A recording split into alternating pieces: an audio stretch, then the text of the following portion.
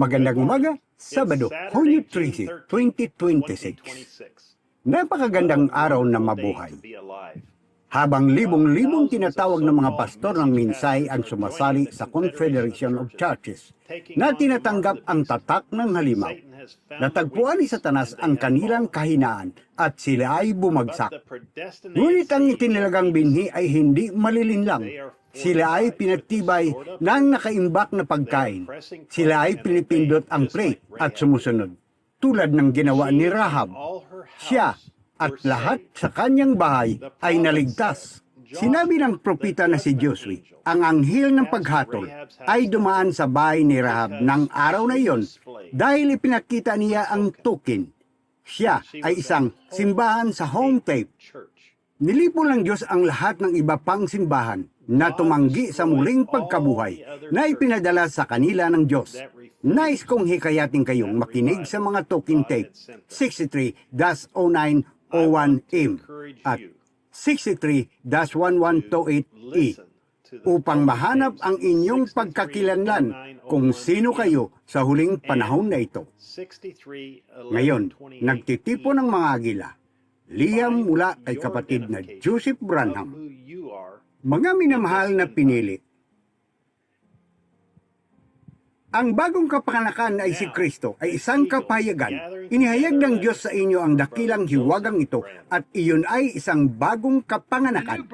Ngayon, ano ang gagawin ninyo kapag natipon ninyo ang lahat ng grupong iyon? Kung saan ang kapahayagan ay ganap na nagkakasundo.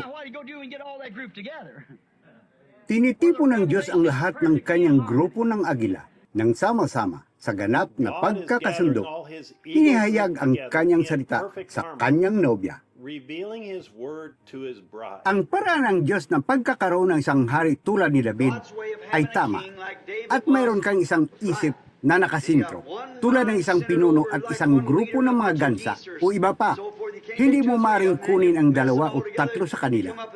Pagkatapos guluhin mo silang lahat, nakakaisip ka ng anumang uri ng ideya. Kung gayon, ano ang dapat namin gawin, Panginoon?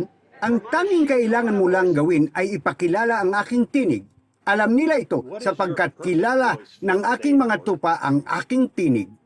Ano ang iyong perpektong tinig para sa araw na ito, Panginoon?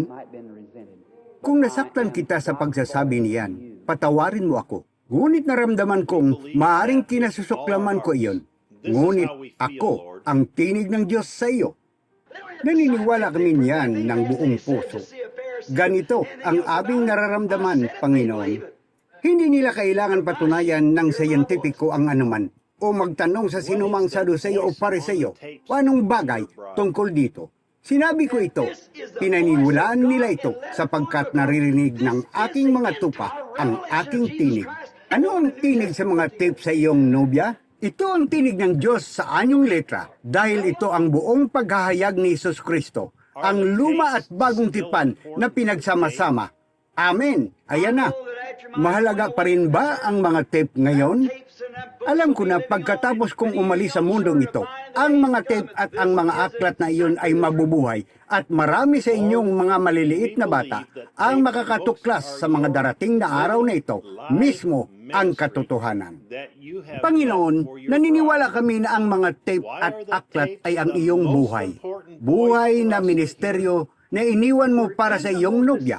Bakit ang mga tape ang pinakamahalagang tinig na aming maririnig? Nasa pinakamapanlinlang na panahon tayo ng ating kinagisnan.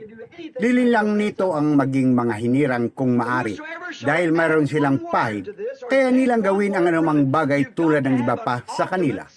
Sino bang magdagdag ng isang salita dito o mag-alis ng isang salita mula dito? Kailangan mong magkakaroon ng isang ultimate sa kung saan. Kaya nga ating ultimate ay dapat na ang salita ng Diyos. Inihayag mo sa amin na ang salita ng Diyos at ang tinig ng Diyos ay iisa. Ang tinig ay ang mismong mga kaisipan ng Diyos na binigkas, tulad ng ginawa mo sa mga propeta noong isinulat mo ang Biblia. Ngunit sa huling araw na ito, Pinangalagaan mo ang iyong salita, ang iyong tinig sa pamagitan ng pagre-record ito at paglalagay ito sa tape. Kaya ang iyong tinig na binibigkas sa mga tape ay ang ultimate ng nobya. Hindi iniisip ng mga tao na mahalagang patugtugin ang tinig sa kanilang simbahan ngayon. Itinuturo sa kanila, sa kanilang mga simbahan na hindi kailanman sinabi ni Brother Branham na patugtugin ang mga tape sa simbahan.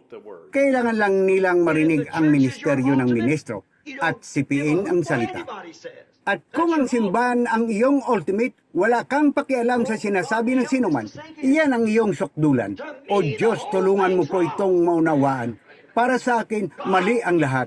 Ang salita ng Diyos ang sukdulan. Ano man ang sabihin ng salitang iyon, tama iyon. Hinihintay niya silang imbitahan siya. Iyan ang hinihintay niya ngayong gabi. Naimbitahan mo siya. Pansinin, nangimbitahan siya ng mga disipulong iyon sa kanilang pakikisama sa hapagkainan. Paano masasabi, mapapatunayan o maidadahilan ng sinuman na nagpapahayag na naniniwala sila sa mensahe ng huling panahon na ito na huwag patugtugin ang mga tapes sa kanilang mga simbahan gayong mayroon silang pagkakataong marinig ang mismong tinig ng Diyos. Ito ang mga salitang sinabi ng Diyos sa pamagitan ng mga labi ng tao, sa pamagitan ng kanyang hinirang na propeta, ang tanging tinig na pinatunayan ng haliging apoy, napatunayan sa pamagitan ng pag-alam sa mismong mga lihim ng puso, napatunayan sa pamagitan ng mga tanda at kababalaghan na ito ang tinig ng Diyos sa henerasyong ito. Paano magagawa ng sinuman na gagawa ng anumang dahilan, paliwanag o walang pagnanais na marinig ang tinig ng Diyos sa bawat oras na sila ay nagtitipon? Panginoon, huwag ko pong hayaang ipagwalang bahala ang iyong tinig sa mga tip. Hayaan mong lagi kong ipahayag sa mundo na ito ang tanging tinig na kailangan nilang marinig. Hayaan mong ipahayag ko sa iyong nobya. Ang kailangan nila ay ang iyong tinig sa mga tape. Gusto naming makipag-ugnayan. Gusto naming pag-usapan ka at sipiin ang iyong salita. Ngunit wala nang mas mahigit pa. Sana ang magagawa mo para sa iyong nobya kaysa ibibigay sa amin ang iyong salita. Sa ibabaw ng salita, ang pahayag ng iyong tinig. At pagkatapos ay kilalanin kung sino kami, ang iyong tapat na nobya. Paano kung mapagpapatuloy ang pakikibahagi tungkol sa dakilang pahayag na ibinigay sa atin ng Diyos? Walang katapusan.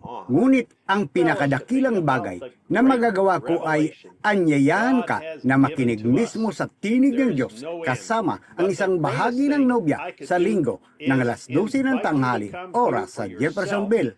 Gaya ng naririnig natin, 650815, at hindi ito nalalaman. Kapatid na Joseph Branham. Mga kasulatang babasahin. Pahayag, Kapitulo 3, versikulo 14 hanggang 19. Mga taga-Kolosas, Kapitulo 1, versikulo 9 hanggang 20. Revelations chapter 3, verses 14 through 19. The revelation of St. John the Divine.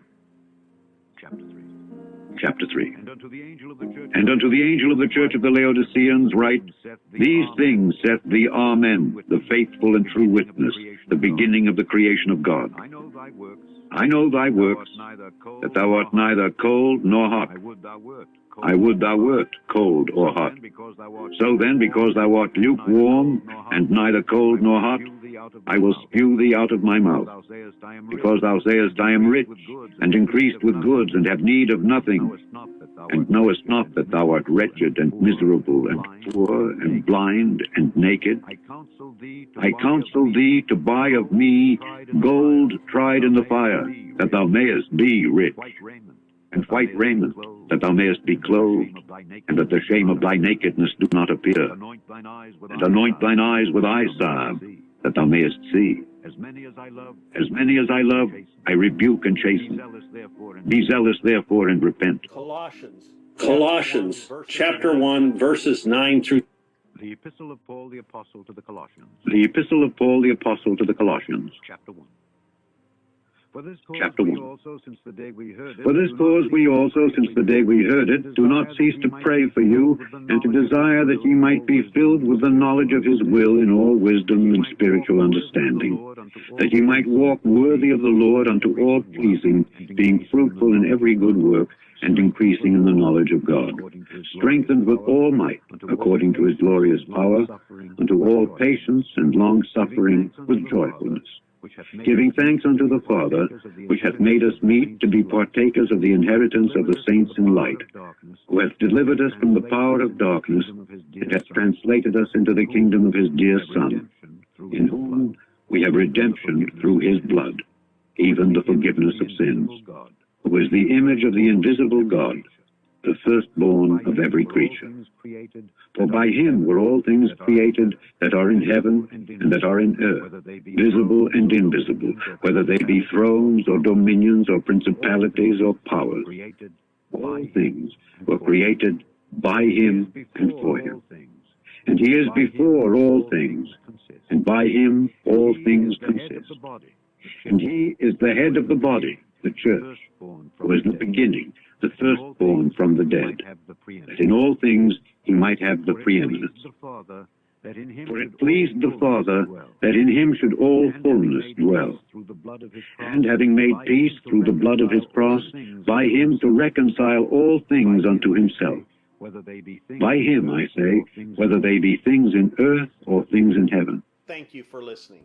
Salamat Please sa pakikinig. and Mag-subscribe at pindutin ang bell. now Ngayon, gawin mo ang iyong bahagi at ibahagi ang link na ito sa YouTube. Ipahayag sa mundo kung sino ka. Ipakita ang iyong token. display your token Ito, si David Erickson na nagsasabing, pagpalain kayo ng Diyos at Shalom.